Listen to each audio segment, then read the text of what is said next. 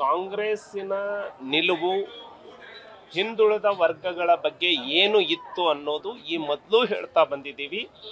ಅದು ಈಗ ಸಾಬೀತಾಗಿದೆ.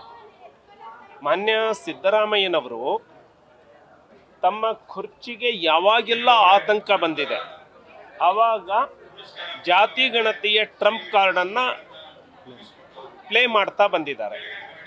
ಅವರಲ್ಲಿ ಸಿದ್ದರಾಮಯ್ಯನವರಲ್ಲಿ ಹಿಂದುಳಿದ ವರ್ಗಗಳ ಅಭಿವೃದ್ಧಿಗಾಗಿ ಕೈಗೊಳ್ಳುವ ತೀರ್ಮಾನದ ಬಗ್ಗೆ ಬದ್ಧತೆ ಇಲ್ಲವೇ ಇಲ್ಲ. ಬದ್ಧತೆ ಇದ್ದಿದ್ರೆ ಹಿಂದೆ 5 ವರ್ಷ ಅಧಿಕಾರದಲ್ಲಿದ್ದರು, ಅವತ್ತು ಮಾಡಲಿಲ್ಲ.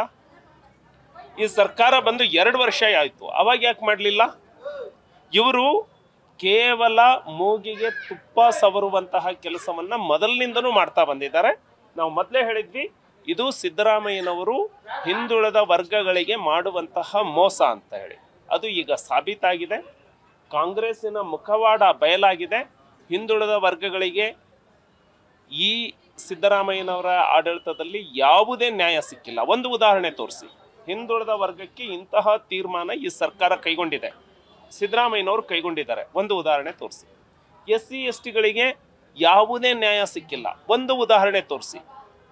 ಇವರು ಎಲೆಕ್ಷನ್ ತೆವಲಿಗೆ ಗ್ಯಾರಂಟಿಯನ್ನು ಘೋಷಣೆ ಮಾಡಿಕೊಂಡ್ರು. ಅರೆ, ನೀವು ಘೋಷಣೆ ಮಾಡ್ಕೊಂಡಿದ್ದೀರಿ, ಅದನ್ನು ಕೊಡ್ರಿ ನಿಮ್ಮ ಬಜೆಟ್ನಿಂದ. ಅದಕ್ಕೆ SC STಗಳ ಜೇಬಿಗೆ ಯಾಕೆ ಕನ್ನ ಹಾಕ್ತಾ ಇದ್ದೀರಿ? ಸೊ ಹಾಗಾಗಿ SC STಗಳ ಪಿಕ್ ಪಾಕೆಟ್ ಮುಖ್ಯಮಂತ್ರಿ, SCP TSP ಹಣವನ್ನು ಪಿಕ್ ಪಾಕೆಟ್ ಮಾಡಿದಂತಹ ಮುಖ್ಯಮಂತ್ರಿ. ಈ ಸಿದ್ದರಾಮಯ್ಯನವರಿಂದ SC STಗಳಿಗೆ ನ್ಯಾಯ ಸಿಕ್ಕಿಲ್ಲ. ಈ ಸಿದ್ದರಾಮಯ್ಯನವರಿಂದ ಹಿಂದುಳಿದ ವರ್ಗಕ್ಕೆ ಯಾವುದೇ ನ್ಯಾಯ ಸಿಕ್ಕಿಲ್ಲ. ಹಾಗಾಗಿ ಈ ಜಾತಿ ಗಣತಿ ಮಾಡುವ ನಾಟಕ ಇದು ಅಂತ್ಯ ಆಗಿದೆ. ಕೇಂದ್ರ ಸರ್ಕಾರವೇ ತೀರ್ಮಾನ ತೆಗೆದುಕೊಂಡಿದೆ.